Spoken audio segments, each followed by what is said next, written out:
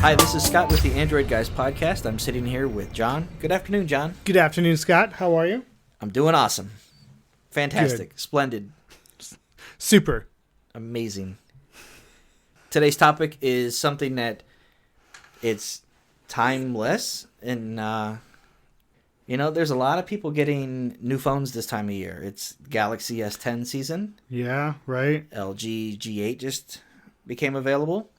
So there are a lot of people who are considering switching to a new phone. Well, you'll also see this at the end of the year, too, because a lot of people tend to get new phones at the end of the year with Black Friday and carrier specials, end of year things, family plans. There's a lot of, and it's kind of hot and cold seasons, but Right. Today's topic is one that anybody who's ever had a phone and is looking to get a new one, invariably they wonder, what do I do with this old one?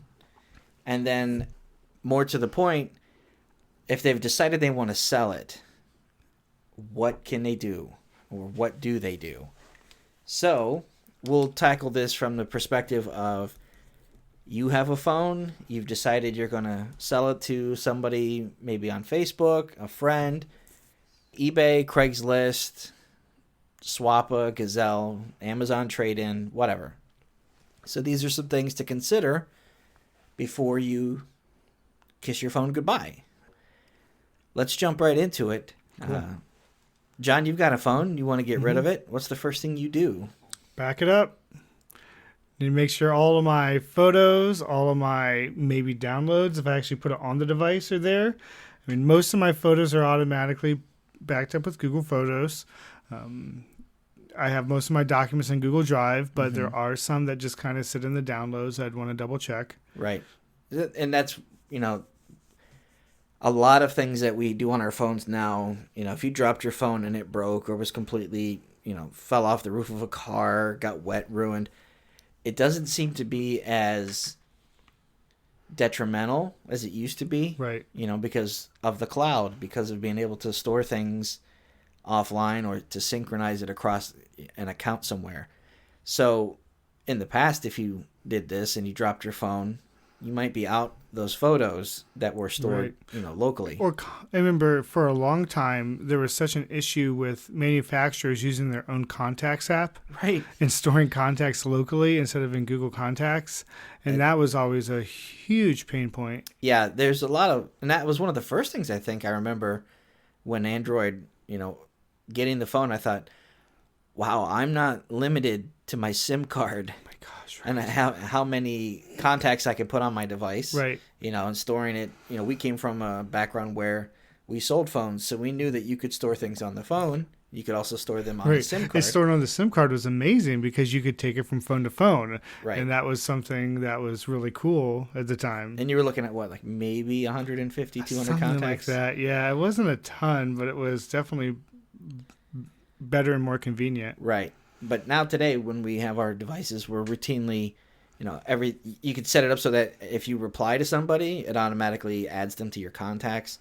If you wanted to go in and manually just add your entire organization that you work with or for, a lot of that stuff, that's not a manual process anymore. So yes, Right. Backing things up, even though they do synchronize or can do so in the cloud. Yeah. I'll tell you, there's a couple items that if somebody's out there worrying about it, the one that I definitely worry about is authenticators. Yeah. If you use like Google Authenticator or Microsoft or even like LastPass, if you have those codes on your phone, you better make sure you put your authenticator set up on your new phone first. Right. Before wiping it, or you're going to lose all those backup codes. And you better have your backup codes, Right, or SMS enabled for those two factors, for Google, Amazon, Evernote, or whatever apps.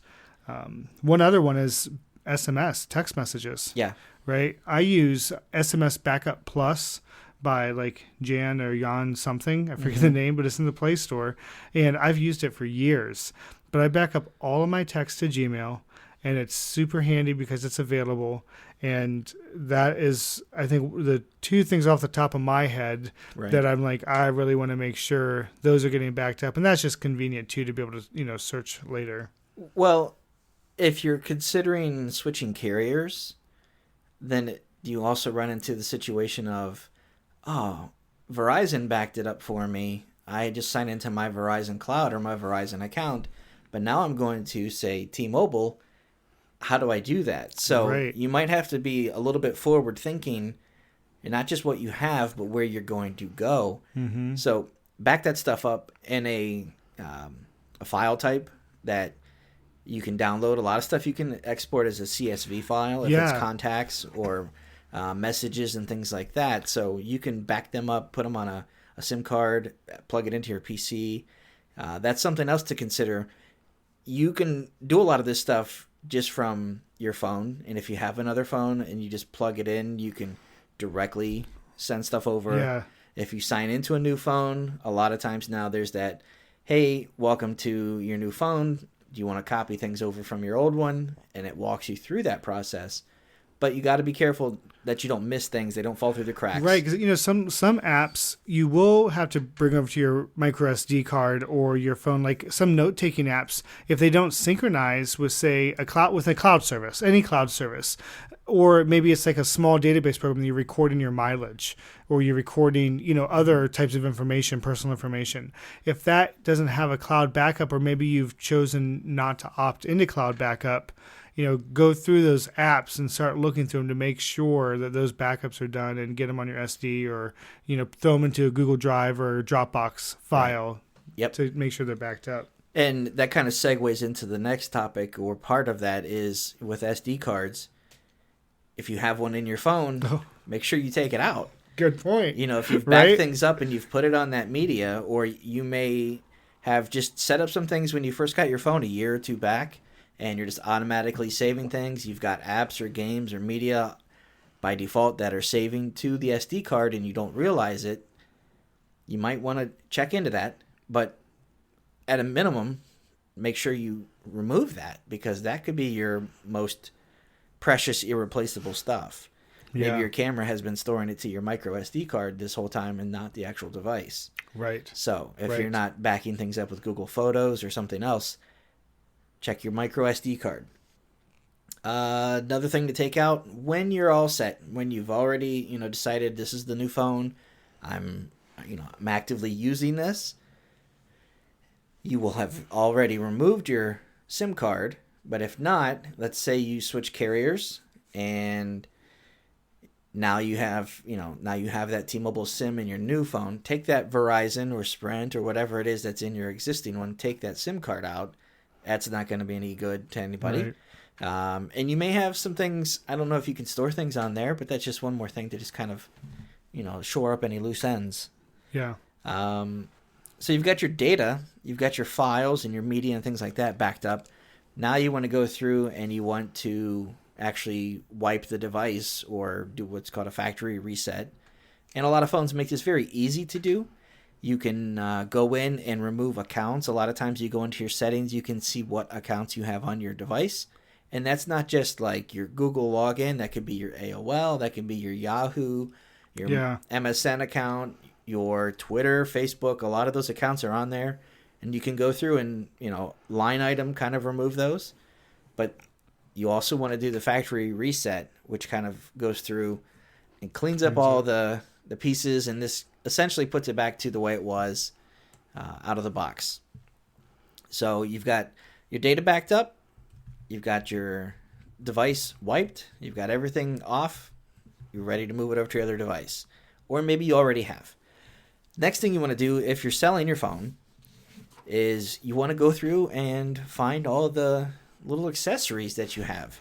Right. And this is something that, doesn't really, let's say you move from a micro USB cord to USB-C on your new phone. Right. That micro USB cord is probably not going to be of any value to you. Maybe you use it for charging headphones a speaker or headphones, but you probably got some of those. At least if you're going to sell it, if you have the original stuff, you're going to get a little bit more money, or you're going to get a little bit more consideration for your device if you have original accessories. Totally. The manual, the box, if you have that.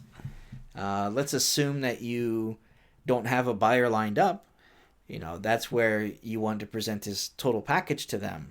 So as you have that, if you've got the original box and you have your accessories, put them back in there and have it looking as presentable as possible. But now you want to go through and you want to actually clean your phone. You want to make this thing look as appealing as possible, right? So you're going to sell this. What are some tips, John, if you're going to take some pictures of your phone, you want to clean this phone, what are some tips that you can So think I of? always grab a microfiber cloth, and a lot of times you can just use your breath. Right. And, go over the screen, clean it off. Make sure use that microfiber cloth or even like an electronic spray, compressed air, just to get some of the grime out. I know you actually there's like some brushes and stuff that you can use to really clean out some of that grime and that can get into your ports. In the ports, right? Because like having those, clean, looking good, and maybe something to do for your next phone if you haven't done it already. This is one of the best reasons to have screen protectors on your phone and cases on your phone, because man, on resale you pull that puppy out and it is as clean as the day that you got it. And then really you're looking at just wiping off where there's been kind of sitting, getting that cleaned up, and so it's kind of ready to go. It's an interesting topic. Let's assume you put on one of those glass screen protectors, some kind of protective film. Do you advise taking that off when you go to sell that? If a lot of times they come in multi-packs. So I would, I have the multi-packs. I never replace them because they're fine. Right. So I almost feel like if you're going to replace it, you can be like that nice person and replace it with a new one if you have it. And maybe you keep it on there if it looks good, keep it on there. But I think when you're talking about the resell, if you're going to post it onto some sort of site to resell it, you want it to be as visually appealing as possible, right? So I think it depends on the condition of what it is. Well, and if you maybe you don't have scuffs or scratches on the glass and you don't have a shatter mark on that, but the actual protector may just look a little bit worn down and have some spots that just kind of look maybe like they've seen some better days. Right. And it's like that, and it may not be somebody who says, oh, I'm not going to buy it for that. I don't think most people are going to make that decision, but subconsciously you're just going to scroll past that, or you're maybe going to look at another one because it just doesn't look as good of a shape, even though it's a case. Because what are we going to think? Oh, they must be hiding something else under there. If that looks bad, what else is there? Or what's the difference between, what's on the phone and what's on the screen protector? How do I know what's on there? We won't know. If the pictures are high enough quality, you might not be able to tell that it just looks like scuffs or scratches depending on how close you are. It is true. Like look at your photos afterwards to see. Take it off. If you can replace it, that's great. But if not, you're better off taking it off. Let the person who's buying it put a new one on, and maybe they don't like that style. Maybe they actually prefer a different style. So, maybe sometimes having it as close to original, is best. Well, and that's, we talk about having the extra accessories. If you have the extra screen protector, you're going to a different model. So that screen protector is no good to you. Right. Throw that in your bundle. Box. Yeah. If you say, hey, I've got the original, factory accessories, OEM stuff. I've got the box. I'm throwing in a couple of extra screen protectors. Here's the case that I have. That's no longer going to be any value to you. Right. Maybe it's worth nickels and dimes to somebody if you're trying to sell that on its own. You're going to put it on eBay, get what out of it. But if you throw it in and just say, hey, I'm throwing in a couple of extra things that I no longer need for this, that person at least has a starter case that they can have until they get one of their own. So any accessories that you have, get that, get those out there and kind of put that together as your bundle if you can. Now, some places don't let you sell as, if you go to Swappa, you're basically saying, here's the phone, here's the condition. Right. You can have conversations with people and say, hey, will you take $250 for this? Well, I'm actually going to throw in a couple of other things. Would you be okay with $275 if I throw these other things in or whatever? So don't just throw them away. See if that can be used as a little bit of leverage or to kind of pad your bottom line. Now, if you're trading your phone in to a carrier, none of that stuff's going to matter. No, not at all. If you go somewhere and they're saying, hey, we'll give you up to $600 to switch, or we'll take $250 off for a trade-in of your old phone, that's not going to matter. Those little Right. things aren't going to matter. So don't get stressed out about that. This is more if you're selling it. Selling it outright. Yep, Yeah. kind of like a car, right? Yeah. You create a lot more value to a person-to-person sale Yep. by making it look good, making sure it's in good shape, and yeah. Now, if you are taking photos, the best thing to do is to use a lot of light. Don't just put it on a table and use the lamp or use the one on the wall that projects over here. You want something as much top-down light as you can, as much light from all angles if possible, because then you lose shadows. You don't want something that you just kind of hold up to the right and it casts a shadow off to the left. You want something that's very vivid. Get as close as you can to your subject. Don't do don't crop if you don't have to. If you can get some macro shots, if you've got anything that's got a quality lens. It's getting close to daylight Yeah. too. If you can't get good lighting, if you don't have auxiliary lighting, maybe just get outside if you can to take the photos. Yeah, and that makes a big difference. Being able to see clearly what you're looking at. You can have all the description in the world, but sometimes people shop based off of what they see. But if you are selling it and you're trying to draw in attention, that kind of leads to the next point. Understand what it is that you're actually selling. If you're selling your phone and it's available in 2 or 3 different colors or different storage capacities, understand what the differences are and be clear about that. And just be as vivid as you can in your description if you're selling this. Yeah. That's going to help people. Somebody might search for a storage capacity or search for that model. If you have it with a particular carrier, make sure that you list that. If you paid your phone off and you unlocked it somewhere along the process, make sure to do that. Make sure that you say that in your description, because that can help you out to the right person. Somebody might buy a phone specifically for a carrier because they're going to pair that with it anyways. But if it was exclusive or if it was only offered through a particular carrier at one point, and then you've since paid for it and unlocked it, or you've gone to a third-party site and paid to have it unlocked, that can work to your benefit in different instances. It does, instances. and I think also it's going to really reduce the number of questions you get. Yeah. Depending on where you're selling this, whether like in eBay, where people are going to go back and forth and swap, or they're going to go back and forth with you. If you can be as detailed as possible up front, take the time to prepare all the information, do just a quick research on what is your phone. If you forget, you can find the model number, know what it's compatible with, know what the capacities are, the colors, like you were saying.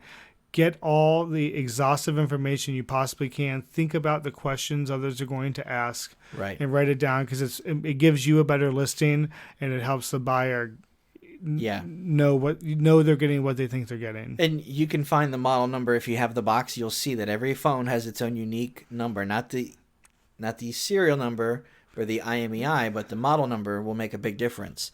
That will say this particular device with this particular carrier. And then you'll see some of the specifications on the box. But go to the website of the phone maker or the carrier if it's still available through them. Find that information, put that in your description, and fill that out. Because, like, as you said, somebody's going to say, what capacity is this? Is this 64 gig storage or is this the 32? Put that in there, in your description. Getting back to the topic of your pictures and your description, be upfront with people.